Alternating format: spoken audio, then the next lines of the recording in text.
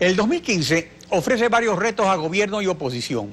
El paquete de enmiendas constitucionales que sustituye reglas fundamentales del sistema democrático y la crisis del petróleo que pondrá a prueba a la dolarización como base de la estabilidad. Está con nosotros Guillermo Lazo. Buenos días, bienvenido a Contacto Directo y feliz año.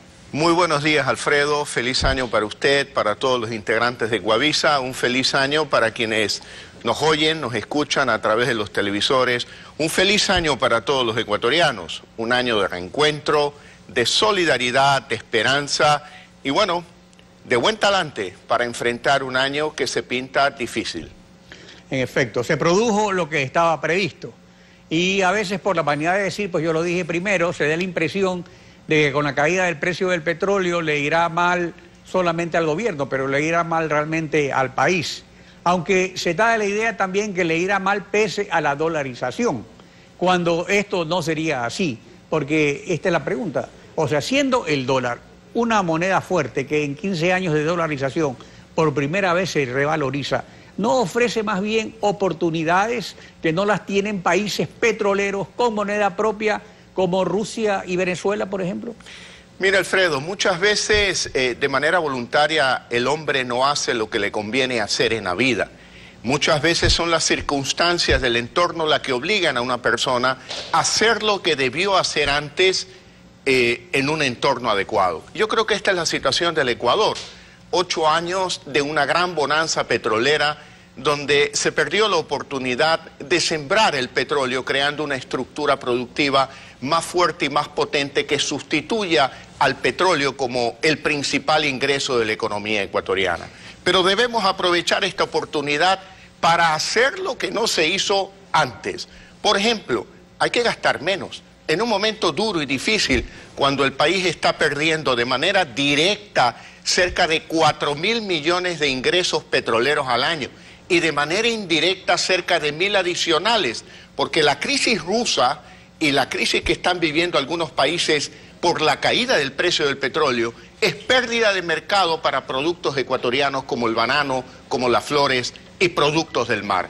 Por lo tanto, el gobierno, le guste o no le guste, tiene que ajustar sus cuentas, tiene que gastar menos y no puede seguir abusando del pueblo ecuatoriano aplicando nuevas leyes, una nueva reforma tributaria como la que se acaba de aprobar a finales de año, solapadamente con el título de Ley de Incentivo al Sector Productivo. Se aprueba una ley para crear más ingresos al gobierno, cuando el primero que tiene que dar ejemplo de austeridad y prudencia es el propio gobierno. Y la otra alternativa, sustituir deuda por inversión. No se puede vivir permanentemente de deuda. Ya lo vimos en la historia, podemos revisar la historia de la década de los 80 del siglo pasado, cuando sucedió lo mismo que está sucediendo hoy.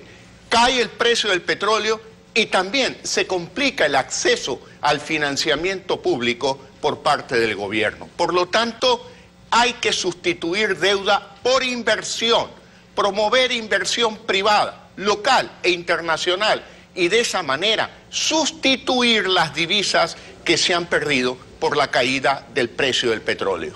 Ahora, el dólar fuerte abarata importaciones, comenzando con las de combustibles, que también deben bajar, pues si no a la mitad, a algo cercano. Pero se van a encarecer las no petroleras, subiendo aranceles a través de salvaguardias que ha anunciado el gobierno con Colombia y Perú, que devalúan sus monedas frente al dólar. Ahora, pero las importaciones no son todas de consumo. La mayor parte es de bienes de capital y materias primas. Entonces, ¿no es esta una oportunidad para las industrias que importan materia prima si se canalizan las cosas adecuadamente? Esta es una oportunidad para abrir al Ecuador al mundo, a través de comercio y a través de inversión.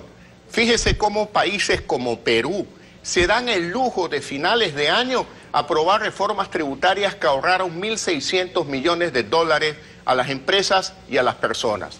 Aquí en el Ecuador, con una economía cerrada, se hace lo contrario, con una reforma tributaria que le mete más la mano al bolsillo al ciudadano y a las empresas, limitando la inversión y la creación de empleo. Por lo tanto, debemos seguir esos buenos ejemplos de economías abiertas al mundo, en el comercio y en la inversión. Perú recibe cerca o una cifra superior a 7.000 millones de dólares al año en inversión extranjera. El Ecuador no pasa de 500, 600 millones de dólares en promedio anual y prácticamente esa inversión es producto de la reinversión de utilidades de las empresas ya establecidas en el Ecuador. Tenemos que sustituir deuda por inversión. Eso es sostenible en el tiempo, pero usted no puede promover inversión cuando hay 11 reformas tributarias en 8 años de gobierno. Y un gobierno que quiere seguir gastando a costa del bolsillo de los ciudadanos. Ahora, el asunto es que la revalorización del dólar también atrae inversiones porque es para el inversionista un incentivo adicional. El Ecuador tiene dificultades para endeudarse cuando China, nuestro principal prestamista, exige el petróleo como prenda o garantía colateral. Y ahora el crudo vale la mitad, es decir que necesitamos el doble de barriles para seguirnos endeudando. Ahora, un dólar fuerte atrae inversiones que pueden absorber en alguna forma el déficit fiscal a través de concesionar obras, como se ha hecho antes con los aeropuertos, con la Panamericana Norte. ¿Podría ser esta, por ejemplo, una alternativa para obras como el metro para Quito? Definitivamente que sí. Yo le diría a Alfredo que el problema no es que el precio de petróleo haya caído. El problema es la visión del gobierno. Una visión donde creen que solo el Estado es el promotor del desarrollo, poniendo a un lado al sector privado. Por eso ha caído la inversión privada en el Ecuador. La alternativa que usted plantea para obras monumentales como el Metro de Quito, que hay que hacerlo el Metro de Quito. Se le prometió a Quito un metro, hay que hacer el metro. Y la alternativa es la concesión y no la búsqueda de más deuda para poder realizar ese tipo de obras. A través de la concesión y mañana en el futuro, cuando esté terminado el metro, hablar de un subsidio a la tarifa.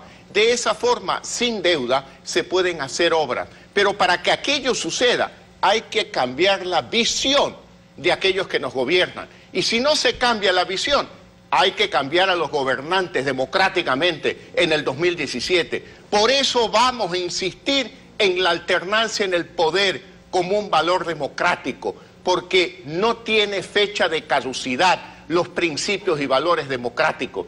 Vamos a continuar con esta lucha y vamos a insistir en una nueva pregunta para poder preservar esos valores fundamentales de la democracia como la alternancia en el poder. Precisamente este es un año que es decisivo para el paquete de enmiendas constitucionales que está orientado a consolidar la permanencia en el poder del proyecto político de Alianza País. ¿Ya está definida esta nueva pregunta para la consulta popular de Iniciativa Ciudadana? La tenemos casi lista, estamos esperando algunos ajustes con algunos miembros del colectivo Compromiso Ecuador. Necesitamos un cambio, necesitamos una alternancia en el poder para que no haya el abuso de crear de la noche a la mañana un impuesto como el ICE, del 100% a las cocinas de gas.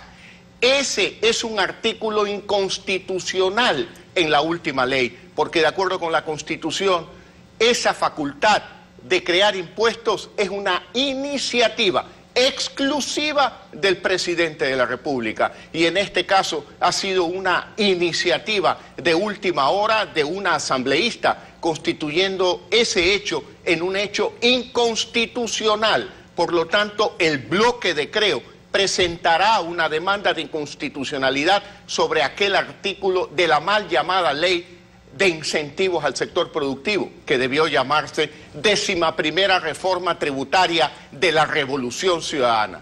Ahora, frente a los obstáculos que encontrará la consulta popular en el CNE y en la Corte Constitucional como órganos del Estado al servicio de la consolidación del proyecto político de Alianza País, que es el objetivo del paquete de enmiendas, eso es público, lo han dicho ellos mismos.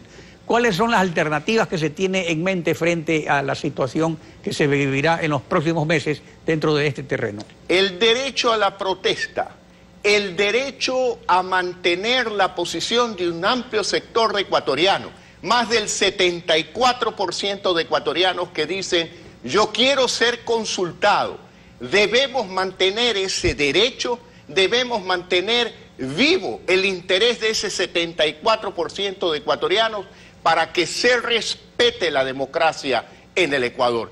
Y ya vemos, frente a un año difícil, necesitamos un cambio de visión. Y si ese cambio de visión no se produce en el 2017, tiene que haber un cambio de gobierno, un cambio de proyecto que genere prosperidad para los ecuatorianos. y no crisis bajo una visión donde el Estado es todo y no existe el sector privado. Ese optimismo con el que comienza el año se podría estrellar en un momento contra los obstáculos que se presenten a la realización de una consulta popular. Pero a veces los triunfos resultan pírricos. O sea, impedir una consulta popular en el fondo no causaría una especie de resentimiento popular de habérselo marginado, de tomar una decisión cuando debió hacerlo y que luego tendrá que tomar otra decisión en la cual expresará su voluntad en el 2017. Mire, sin duda alguna es el sentimiento de la mayoría de ecuatorianos. Más del 60% dicen y reclaman que por qué no se entregaron los formularios para la consulta popular. Si esa consulta popular no se lleva a cabo para resolver lo que debe resolverse en consulta y no en la Asamblea, unas reformas fundamentales a la Constitución, se generará lo que usted dice, aquel resentimiento que sin duda alguna se va a expresar en las urnas en el 2017, castigando a quienes le dieron la espalda al pueblo ecuatoriano. Y mientras le daban la espalda a través de estas enmiendas en la Asamblea Nacional, también le clavaban más impuestos al pueblo ecuatoriano.